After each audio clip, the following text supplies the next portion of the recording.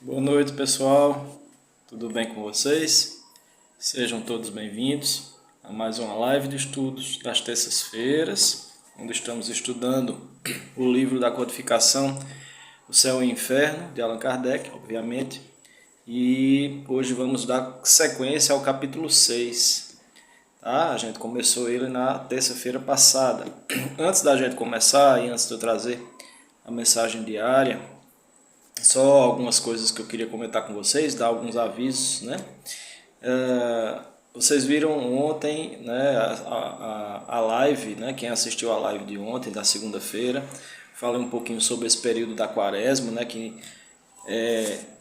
na religião católica ela tem todo um simbolismo, né, em relação aos dias que antecederam o desencarne, né, de Jesus há mais de 2000 anos. E desde então, né, vibrou-se nos umbrais os espíritos trevosos, né, gostaram do que aconteceu e criou-se um ciclo energético nesse período, né? Eles com sintonia na lembrança, eles ficam mais energizados por conta da emanação, né, que muitos têm em relação a esse período, né, do luto, da tristeza. Né, muitos relembram Jesus nesse período como se ele estivesse sofrendo tudo isso, né, novamente. Então, isso causa uma força energética um pouco densa, né, para lá. Então, eles ficam bem agitados, já a psicosfera já estava, né? Então, a quaresma como um todo, né, desde lá até agora, já é um período energético, não tem nada a ver com religiosidade, mas energético difícil, ok? E essa em particular desse ano, porque vem depois de todo um período de grandes perdas, né, por conta de uma pandemia global, a gente vê que ela está sendo uma das piores que já existiram. Tá? Em termos de coisas muito esdrúxulas até acontecendo, né? Vocês viram hoje o que aconteceu em Nova York, né? Lá no metrô, uma das linhas do metrô, onde uma pessoa que até então, né? Até eu assisti até um pouquinho do início da tarde, não tinha sido encontrada essa pessoa, esse sujeito que fez isso, né? Foi com máscara, entrou na linha do metrô, levou um cilindro para soltar uma fumaça e atirou aleatoriamente em várias pessoas, né? Dizem que o tiro atingiu 10 pessoas. Felizmente ninguém morreu, mas vejam só, né? A que ponto chega a loucura e a influência espiritual nas pessoas, né? A gente falou também sobre aquele caso, né, de uma ansiedade coletiva que ocorreu na última sexta-feira numa escola lá em Recife. Então são coisas, né, que se acentuam mais nesse período. E o que é que eu indico, né? Ontem eu acho que eu nem comentei com vocês. Muitos de vocês já sabem, né? Oração e façam seus banhos, né? Banho de ervas, banho de sal grosso, né? Sal grosso tem que ser do ombro para baixo, tá? Nunca derrama a água com sal grosso na cabeça. Tá? Façam seus banhos de limpeza, banho energético. Isso é físico, pessoal. Não é apenas uma questão de crença, de fé, né? Mas é físico realmente. O sal grosso ele limpa o ambiente, a atmosfera e faz essa limpeza da nossa aura. Então é importante, né, para que a gente tire esse peso que fica muitas vezes em nós na psicosfera. A gente absorve, né, por sintonia, obviamente. Então façam seus banhos de sal grosso. Tá? Até sexta-feira serão dias bem assim agitados e a gente tem visto, né, o que tem acontecido. Então, por favor, essa é a recomendação. Né? Quem quiser também fazer banho de anil é interessante. Façam um anil na sua casa, né? Aquelas pedrinhas de anil, vocês dissolvem na água, fazem uma limpeza, depois passam, né, o seu paninho para recolher, né, vestígios da tinta, né, para não ficar no piso, enfim, deixam um pouquinho e depois vocês limpam. Façam essa limpeza, tanto sal grosso quanto banho de erva. Vocês podem colocar o sal grosso, quem não tem animal em casa, né, para não correr o risco dele ingerir. Coloca em cada cantinho da casa também, ou principalmente nas saídas, nas portas de saída ou na varanda, e principalmente na porta principal, na entrada. um pouquinho lá do sal grosso, tá? Isso é importante, porque até a sexta-feira é um período bem complicado, né? Vocês viram hoje o que aconteceu e está sendo assim, né? Essa quaresma, ela está sendo das piores em termos de energia densa, tá bom? Então essas recomendações que eu queria passar para vocês hoje e vamos então ao nosso estudo, né? A continuidade do nosso estudo. Agora, graças a Deus, diminuiu. Eu peço à espiritualidade que mantenha os ânimos ali acalmados, porque é interessante como o ambiente do meu residencial, né, do prédio, ele deu uma piorada de uns tempos para cá, tá? Em termos realmente assim, espirituais. E as pessoas realmente não conseguem mais, acho que não querem lembrar que estão numa coletividade. Eu já venho comentando isso com vocês há algum tempo, né? E estou com planos realmente de sair daqui, vender e comprar em outro local. Já tenho um local em vista, se Deus quiser. Pretendo sair, que dê certo, né? Esse local, enfim, algo mais tranquilo.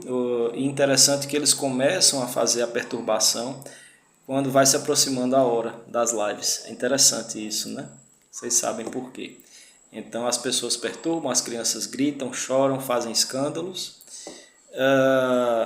andam nos corredores aqui gritando, falando alto. Então é sempre, e de pouco menos de 40 dias para cá, né, quaresma, tem piorado. Então é aquela coisa, né, para fazer com que, no meu caso, né, eu me descentralize para fazer as lives, mas eu não vou desistir, tá? Estamos aqui, eu sei que a gente tem proteção, então não vou deixar de fazer live porque A ou B está fazendo barulho dentro dos próprios apartamentos ou no corredor, tá? Então Deus é mais, vamos em frente.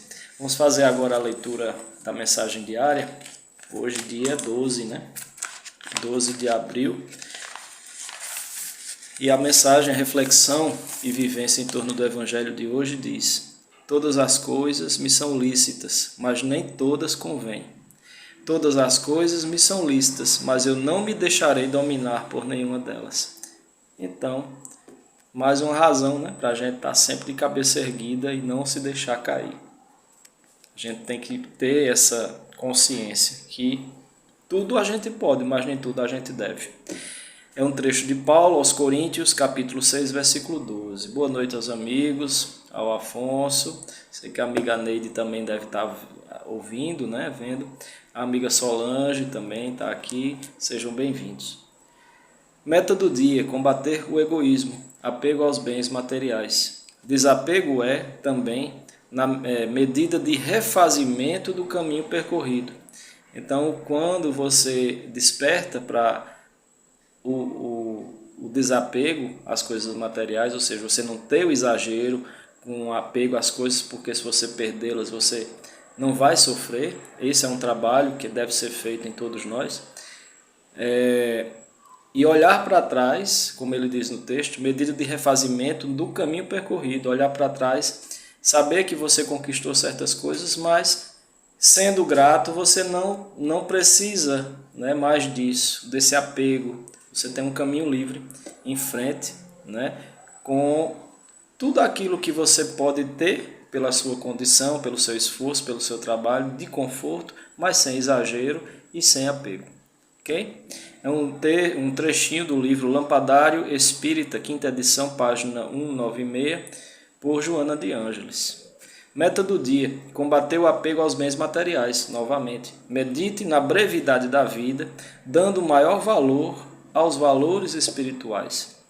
E uma sugestão para a nossa prece diária: uma prece rogando auxílio ao anjo da guarda para o combate ao materialismo. Isso vai ser muito importante para todos daqui a alguns anos, ok? Vamos em frente. Aqui a continuidade, tá, do nosso estudo. Ainda estamos na primeira parte do livro Céu e Inferno, capítulo 6, que fala da doutrina das penas eternas. Aquela crença, né, nas punições eternas, ou o gozo eterno no céu, ou o castigo eterno nos infernos. Então, Kardec ele desmistifica tudo isso, né, através do entendimento espírita, trazendo as verdades que os espíritos trouxeram. Então, nós paramos, nós vimos o último tópico, deixa eu ver aqui qual foi. Argumentos a favor das penas eternas, né? Ele dava o argumento e depois desmistificava. Agora vamos ver um novo tópico: impossibilidade material das penas eternas. E aí ele disse: até aqui só temos combatido o dogma das penas eternas com o raciocínio. Demonstremo-lo agora em contradição com os fatos positivos que observamos, provando-lhe a impossibilidade. Por este dogma, a sorte das almas, irrevogavelmente fixada depois da morte, é, como tal, um travão definitivo aplicado ao progresso. Ou seja, quem morreu, né, já tem aquela sentença ali definitiva, não tem mais como melhorar, como voltar atrás, como se refazer. Vejam como era, né, esse entendimento. Ainda é para muitos, infelizmente. E aí ele diz: ora, a alma progride ou não? Eis a questão. Se progride, a eternidade das penas é impossível. Claro, né? Ninguém tem uma pena eterna porque vai progredir. É poder-se-á duvidar desse progresso, e poder-se-á duvidar desse progresso, vendo a variedade enorme de aptidões morais e intelectuais existentes sobre a terra, desde o selvagem ao homem civilizado, aferindo a diferença apresentada por um povo de um a outro século. Então, em tudo que a gente observa ao longo da história é progresso, é ou não é? Mesmo que a maldade ainda perdure, né, nos dias de hoje, a violência, em alguns pontos a barbárie, mas a gente tem progredido, não é verdade? Hoje já se raciocina melhor, já se tem um entendimento das coisas, né? Permanece no erro quem realmente quer, né? Quem está na sintonia do mal. Se admite não ser das mesmas almas, é força admitir que Deus criou almas em todos os graus de adiantamento, segundo os tempos e lugares, favorecendo umas e destinando outras à perpétua inferioridade, né? Se fosse assim, Deus não criou todas as almas, todos os espíritos, todas as energias que iniciam, né, a sua marcha evolutiva? Então, por que é que ele haveria de criar umas más já no início e outras boas, né? Isso não é ele. O esforço é individual desde o comecinho. Então, por que é que ele iria, já sabendo que aquela ia ser condenada aí por ter aquele instinto já doente, ruim, né? Perpétua inferioridade, não seria Deus, né? Se assim fosse. O que seria incompatível com a justiça, que, aliás, deve ser igual para todas as criaturas. Assim como a justiça universal é igual para todas as criaturas, a lei do progresso é igual para todas as criaturas, a lei de causa e efeito é igual para todas as criaturas, então não há diferença entre as pessoas. Por isso que cada vez mais a gente deve lembrar que o progresso, o adiantamento é individual, né? As provas são individuais, a evolução é individual.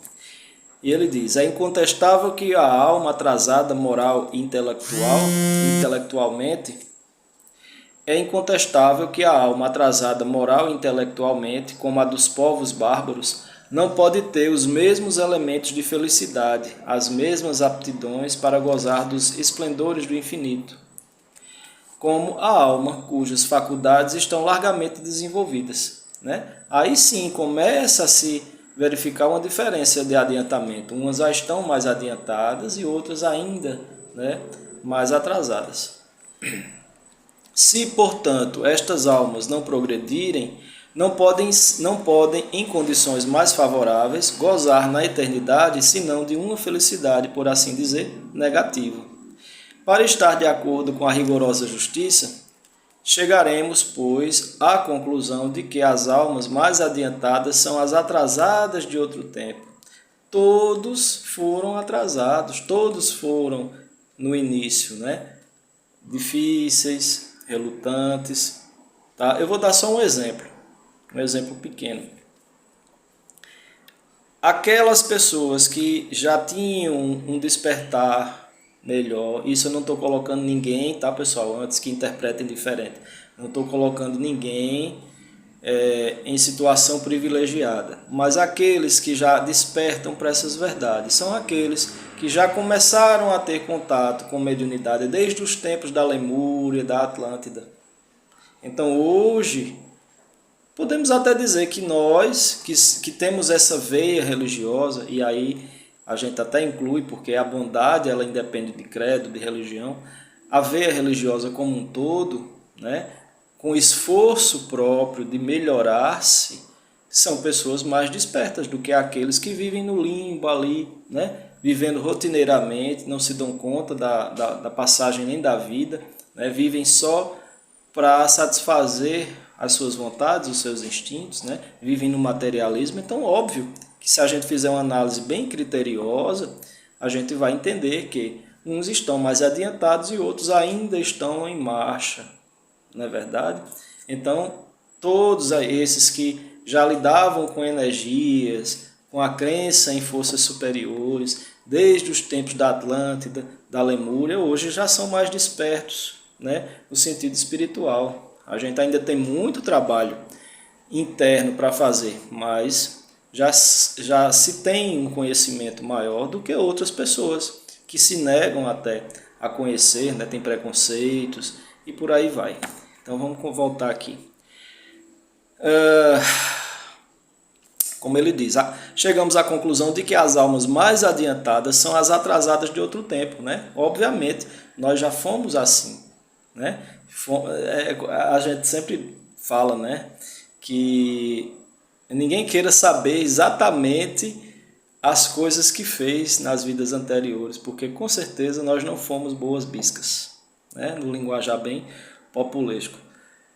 Porque quando se faz uma regressão de memória, obviamente, né, a gente não vai ver tudo, né, a gente vê coisas pontuais na regressão de memória a outras vidas, mas até a espiritualidade, os mentores que acompanham um trabalho de regressão de memória, fazem um certo crivo ali para que você não se doa, né, bastante, porque com certeza nós fomos péssimos, né? Ninguém está aqui de turismo, nem ninguém está, né, puro, nem bonzinho, não. A gente já foi muito difícil, né, e ainda somos. Não chegamos lá ainda, né, numa condição de dizer, tenho certeza dentro de mim que eu vou continuar na nova terra. Ninguém pode afirmar isso, né? É o trabalho diário que vai dizer, são suas ações que vão dizer. As almas mais adiantadas são as atrasadas de outro tempo, com progressos posteriormente realizados, ou seja, começaram a fazer progresso. Mas aqui atingimos a questão magna da pluralidade das existências como meio único e racional de resolver a dificuldade.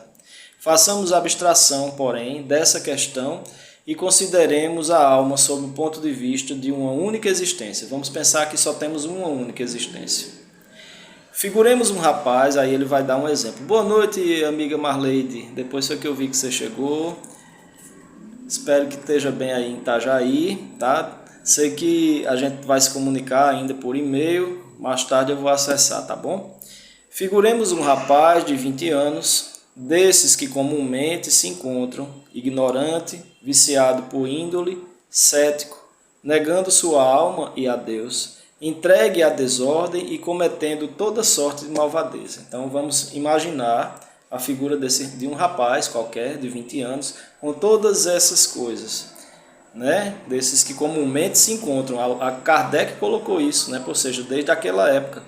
Ignorante, cheio de vícios, cético, negando sua alma, negando a sua própria alma e negando Deus, entregue à desordem, cometendo toda sorte de malvadeza. Esse rapaz encontra-se depois num meio favorável, melhor, trabalha, instrui-se, corrige-se gradualmente. Quantas histórias não acontecem assim, né? Corrige-se gradualmente e acaba por tornar-se crente e piedoso. Eis aí um exemplo palpável do progresso da alma durante a vida. Quantos não conseguem isso, né? Exemplo que se reproduz todos os dias, ele diz. Esse homem morre em avançada idade como um santo, e naturalmente certa se lhe torna a salvação. Mas qual seria a sua sorte se um acidente lhe pusesse termo à existência? Acabou, né? 30 ou 40 anos mais cedo.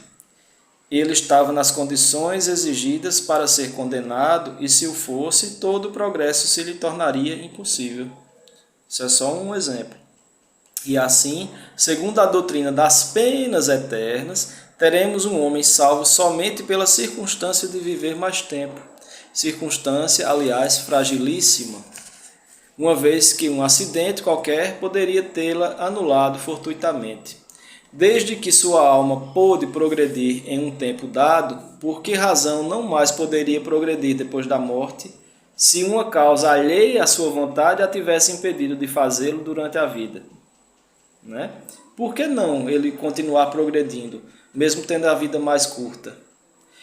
Por que lhe recusaria Deus os meios de regenerar-se na outra vida, concedendo-lhes nessa?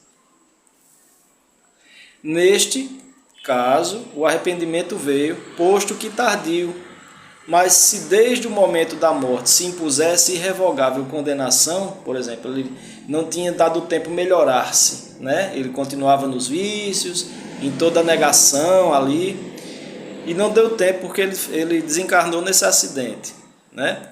Então, se desde aquele acidente que antecedeu, né, aí a sua ida para o plano espiritual, fosse ele condenado, né, porque não tinha alcançado ali aquela melhora que ele iria ter, como destruídas seriam as aptidões dessa alma para o progresso, para o bem, né? Então não é assim, a alma continua progredindo lá, né? É observado que ele tinha todas as chances dentro dele de se melhorar, né? Mas veio o acidente e ele foi. Então ele continua lá aprendendo para voltar melhor. E aí talvez na segunda encarnação, na próxima encarnação, ele não tenha tantos vícios como estava no começo, né? Sempre é possível o progresso, mas se fosse ao pé da letra a condenação eterna porque ele tinha má índole, ele estaria no fogo do inferno, né, condenado eternamente ali, sem chance nenhuma mais, né? Então, é desconstruir esse mito, né? Kardec está fazendo esse trabalho. O dogma da eternidade absoluta das penas é, portanto, incompatível com o progresso das almas, ao qual opõe uma barreira insuperável. Esses dois princípios destroem-se, e a condição indeclinável da existência de um é o aniquilamento do outro. Qual dos dois existe de fato? A lei do progresso é evidente, não é uma teoria.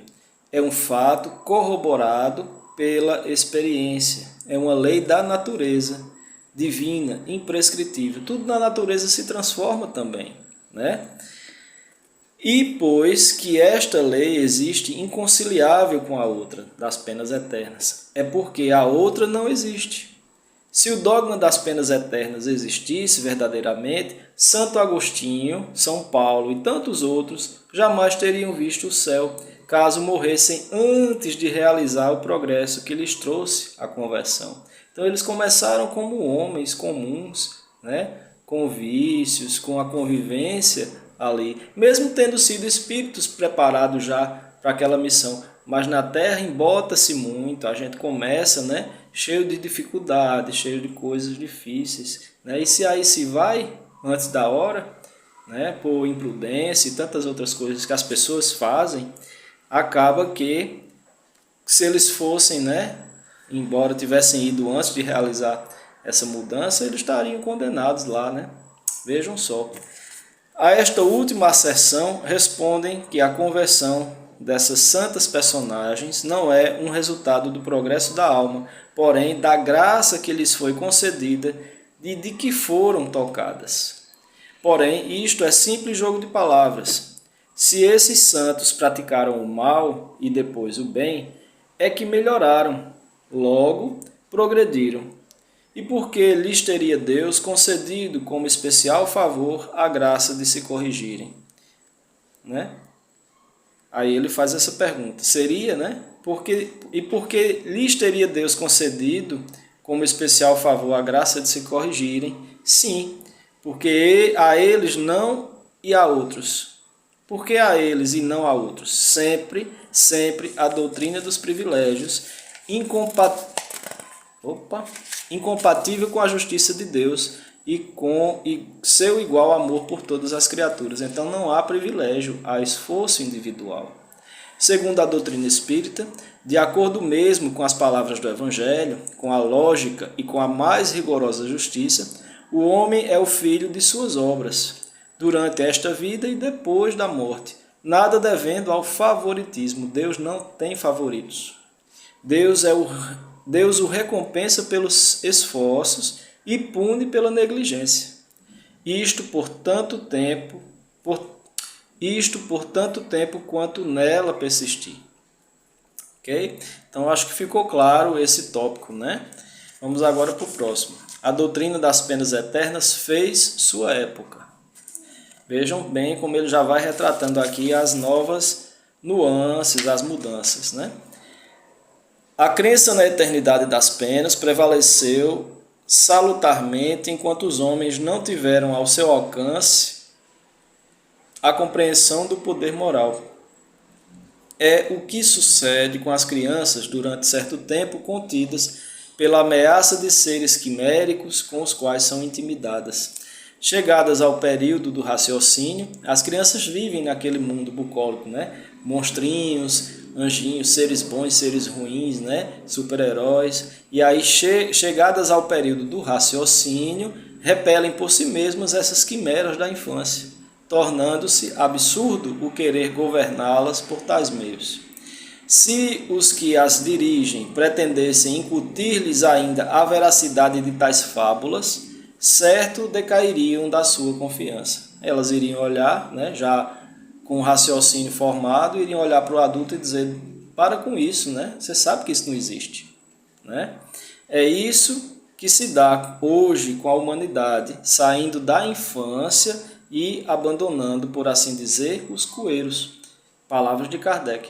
Então é real que a humanidade ainda, né, muitos ainda estão na infância espiritual, mas já está se encaminhando para a adolescência. Quando a gente chegar na regeneração plena, total, a Terra, né, regenerada, nova Terra, a gente vai estar na adolescência espiritual. Os primeiros tempos da adolescência, lembrando que dura em média, um tempo de em torno de 7.000 anos, né, em cada estágio. Então a gente diz, isso varia, né, de acordo com o progresso, claro, daquela civilização. O homem não é mais passivo instrumento vergado à força material, nem o ente crédulo de outrora, que tudo aceitava de olhos fechados. Não era assim? As pessoas iam, por exemplo, né, eu acho até bonito, porque é um ritual, né, é uma entonação bonita, são cânticos bonitos, né, são palavras, né? Mas antigamente muitas missas eram rezadas em latim e as pessoas que não tinham estudo, por exemplo, iam para as missas e não entendiam nada. Entravam vazias, saíam vazias, só pela crença, pela fé, né? Era a chamada fé cega. Aquelas pessoas mais abastadas que estudavam em bons colégios, que tinham aulas de latim na escola, né, ainda compreendiam algumas palavras, mas a maioria não, né?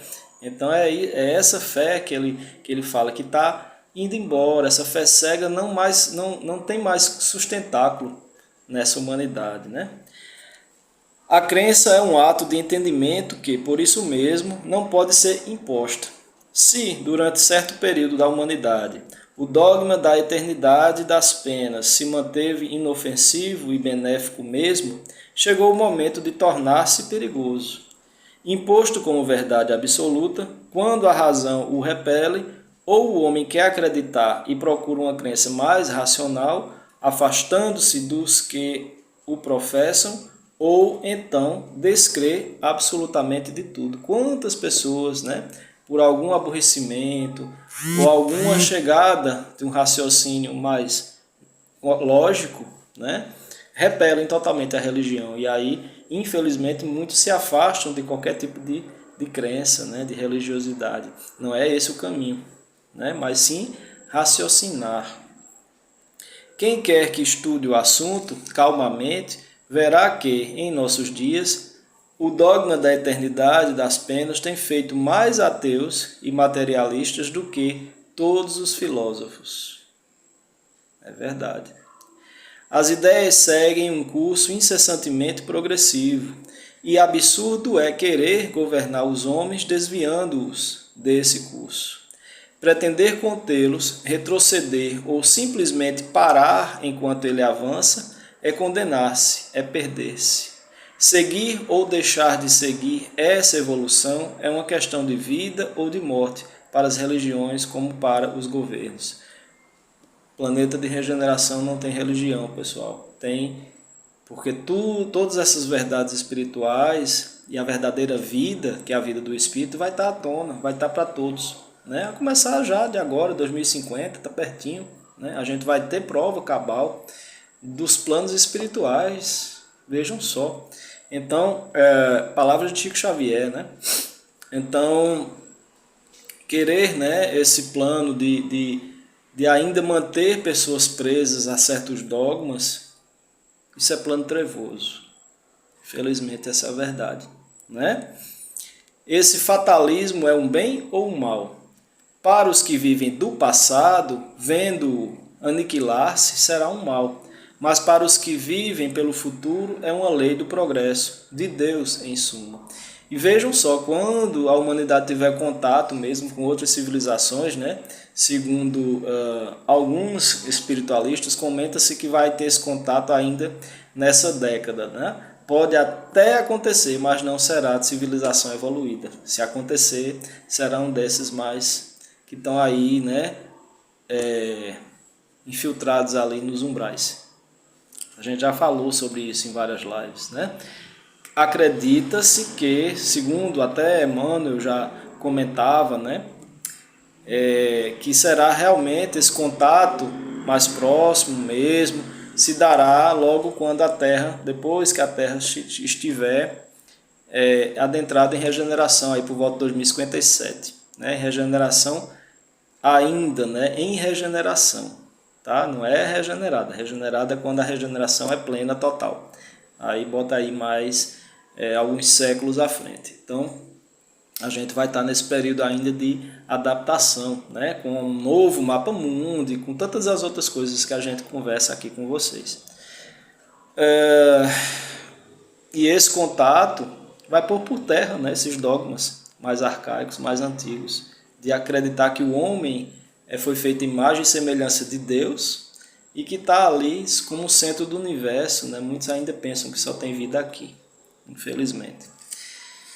E aí ele diz: e contra uma lei de Deus é inútil toda revolta, impossível a luta.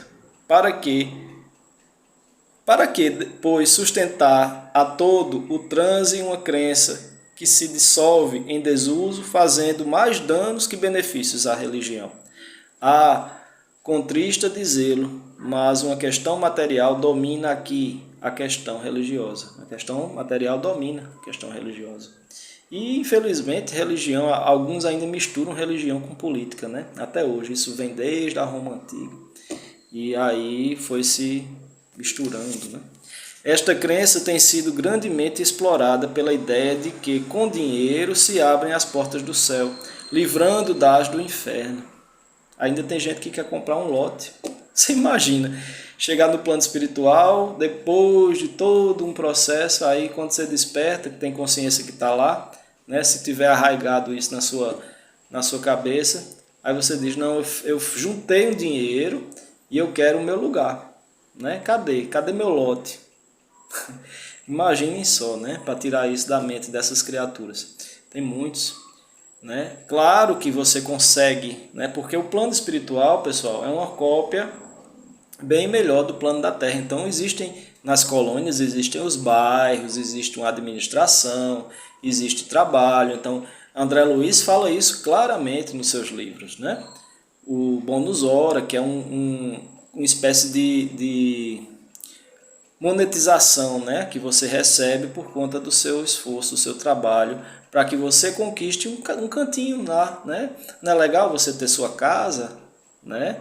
Isso é muito real, pessoal. Isso não é porque ainda há uma coisa muito próxima da Terra, né? Ali é terceiro umbral, as colônias, não é isso? Então tem toda uma aparência, né? É como se lá, segundo as leituras mais recentes do Espiritismo, é como se, por exemplo, o nosso lar estivesse algo em torno de 100 e poucos anos a mais em progresso tecnológico, né? Então os meios de transporte, como aeróbus, né? Agora que existem na Terra aquele maglev, né? Que é aquele transporte ali de magnetismo, eles não encostam no trilho, né? Fica ali por indução magnética, né? E há um deslize, uma rapidez melhor, né? Não há impedância no percurso. Então, todos esses progressos já existem lá há muito tempo. Vocês lembrem que no livro Nosso Lar, que foi lançado em 39, acho que foi 39, não, 43, 39 foi o ano que André Luiz desencarnou, né? Então, em 43, aliás, minto, André Luiz desencarnou antes, mas o livro começou a ser escrito em 39 e foi lançado em 43. Ele fala abertamente, né, que todos ali têm aquele aparelhinho de comunicação em nosso lar naquela época, né? Então vejam aí o tempo que faz, né? Quase 100 anos, né, que a gente, agora, poucas décadas é que a gente tem o celular, né, e lá já existia. Então outras coisas estão bem mais adiantadas, tá? Esta crença tem sido grandemente explorada pela ideia de que com dinheiro se abrem as portas do céu, livrando das do inferno. As quantias por estes meios arrecadadas, outrora e ainda hoje, são incalculáveis e verdadeiramente fabuloso o imposto prévio pago ao temor da eternidade. E sendo facultativo tal imposto, a renda é sempre proporcional à crença. Extinta esta, improdutivo será aquele. De bom grado cede a criança o bolo a quem lhe promete afugentar o lobisomem. Mas se a criança já não acreditar em lobisomens, vai guardar o bolo e vai comer sozinha. Não é bem melhor para ela? Então isso são palavras de Kardec, pessoal. Vejam que coisa mais atual, né? Então vou ler de novo. De bom grado, ele cita o exemplo, né? De bom grado cede à criança o bolo a pessoa que lhe repele o lobo mau, ou o lobisomem. Lobisomem ele colocou. Mas se a criança já não acreditar em lobisomens, guardará o bolo. Não é assim? A nova revelação, dando noções mais sensatas da vida futura e provando que podemos, cada um de nós, promover a felicidade pelas próprias obras, deve encontrar tremenda oposição, tanto mais viva, por estancar uma das mais rendosas fontes de receita. E assim tem sido, sempre que uma nova descoberta ou invento abala costumes inveterados e pré-estabelecidos. Quem vive de velhos e custosos processos jamais deixa de preconizar-lhes a superioridade e excelência e de desacreditar os novos, mais econômicos, né? As pessoas são apegadas a essas coisas. Acreditar-se-á, por exemplo, que a imprensa, apesar dos benefícios prestados à sociedade, tenha sido aclamada pela classe dos copistas. Copistas, né? Copiam tudo. Não, certamente eles deveriam profligá-la.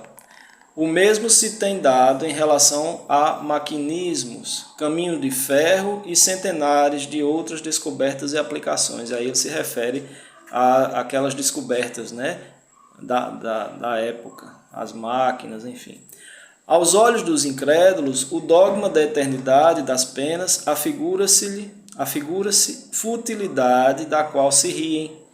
Para o filósofo, esse dogma tem uma gravidade social pelos abusos que a coroçoa, ao passo que o homem verdadeiramente religioso tem a dignidade da religião interessada na destruição dos abusos que tal dogma origina e da sua causa, enfim.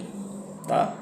Então, para a gente concluir, falta só mais um tópicozinho, curtinho, que a gente fecha esse capítulo, tá bom?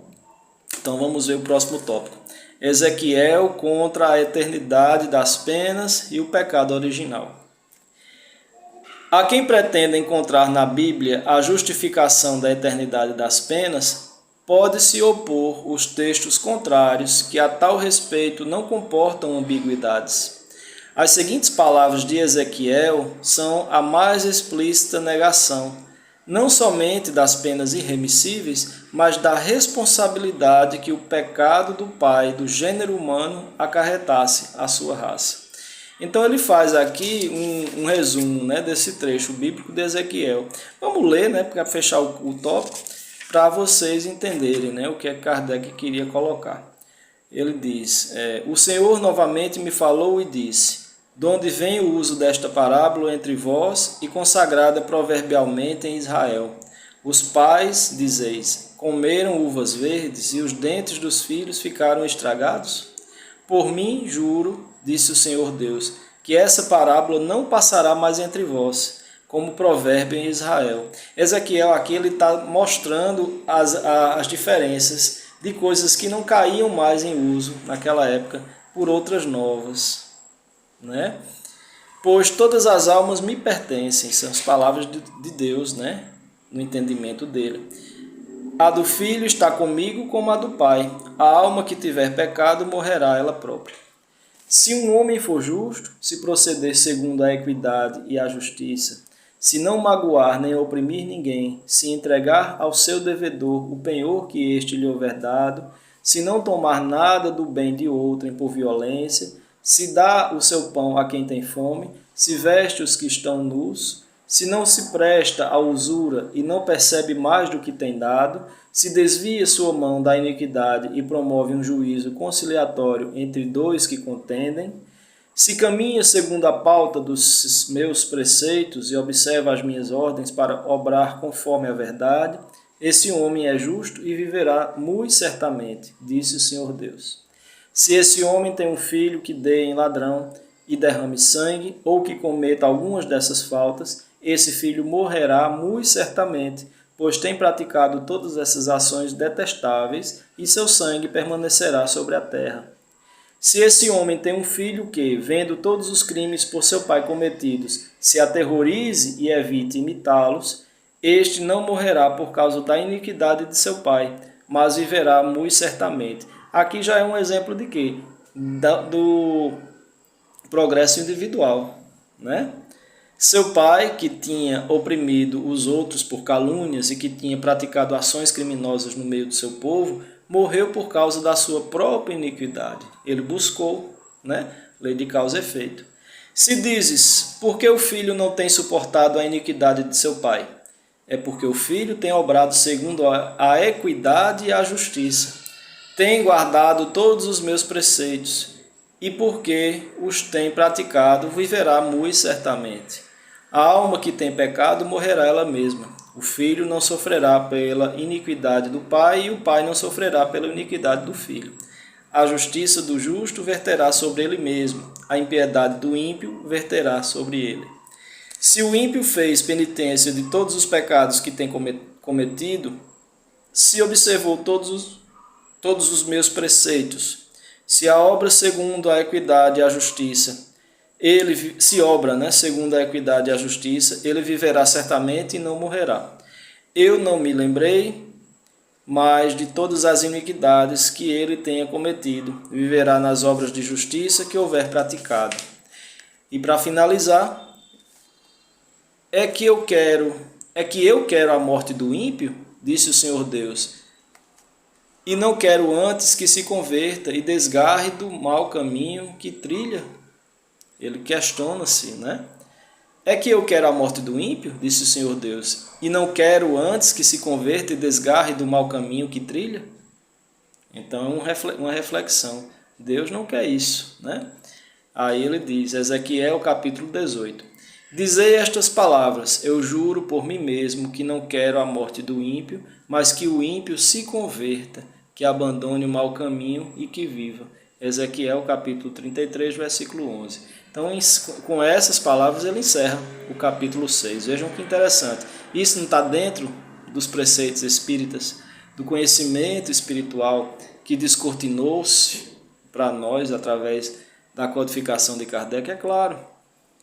Jesus, ou Deus, ou força superior, né, jamais quer que aquele que está atrás na marcha evolutiva, eu nem incluo Deus, porque Deus nunca teve início, nem vai ter fim, mas eu coloco, por exemplo, Jesus como espírito bilenar, talvez trilenar, que tem caminhado, né, na sua evolução, e ele diria isso, né? Eu juro por mim mesmo que não quero a morte do ímpio, mas que o ímpio se converta, que abandone o mau caminho e que viva. Então essas palavras também podem ser nossas. A gente não quer que ninguém morra, a gente não quer que ninguém sofra, mas que as pessoas aprendam através do seu próprio caminho e se convertam e abandonem o mau caminho e que vivam. Não é assim? Então pronto, pessoal. A gente encerra a live de hoje e o capítulo 6. Ficando aí ainda na parte primeira, né? O próximo capítulo, que é as penas futuras segundo o Espiritismo. Bem interessante esse capítulo, tá? Ele é bem extensozinho, mas a gente vai vê-lo. Aí mais à frente a gente vai ver os anjos, tá? Antes disso eu vou fazer uma live falando sobre isso. Enfim, aí ele diz, as penas futuras segundo o Espiritismo será capítulo 7, a carne é fraca. É uma leitura sobre isso, tá? Então, muito obrigado a todos, obrigado por estarem presentes, por darem essa força, tá? Por fazerem parte dessa egrégora que a gente tem, graças a Deus, tá? Desejo a todos uma boa noite, uma excelente noite de paz e descanso, que Jesus permaneça em seus espíritos, em suas almas, que a gente vai se encontrar com certeza amanhã no nosso Evangelho, às quartas-feiras, às 20 horas, tá bom? Fiquem com Deus, muito obrigado e tenham todos uma boa noite, muita paz.